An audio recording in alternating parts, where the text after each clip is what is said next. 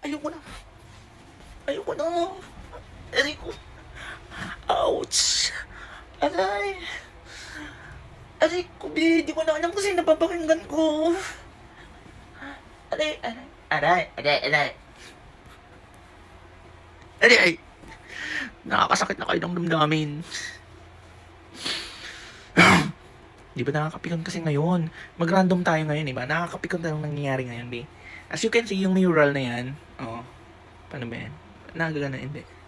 Basta nakalagay dyan yung mga, piatos. This is, I think, sa may Katipunan, UP Diliman. UP Diliman, tapos, mga estudyante na ayaw talaga ng madili yung impeachment sana. But, as you can see, marami tayong naririnig-rinig, di ba, na parang hindi ipagpapatuloy sa 20th Congress. Oh, di ba? Ano yung pinaka nakakasakit at parang hindi maunawaan ng win-win to eh. Win-win situation to eh.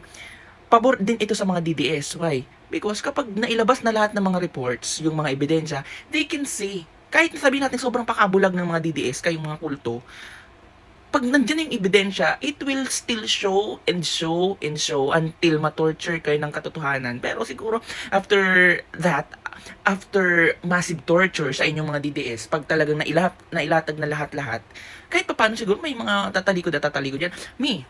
Ako na yung ating sample.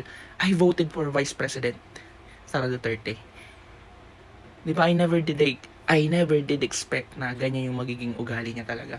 I'm not that so against po kay Duterte, kay Digong.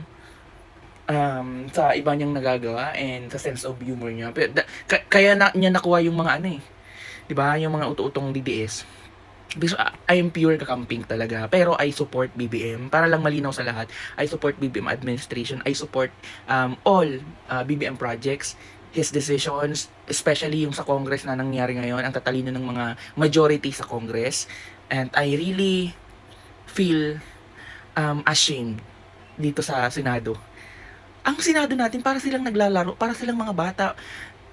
They never love the country. They never love yung mga tao, tayo mga constituents. Diba?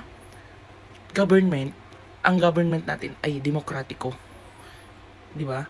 Sabihin, malaya ang laws talaga, kailangan galing sa tao, di ba? Sa atin, mga constituents. Pili lang yung mga diyan, makatao. Coco Pimentel, si Risa Ontiveros, Laila, yung mga talagang idinadaan sa due process talaga. Hindi yung pansarili gaya ng, di ba, na kolekta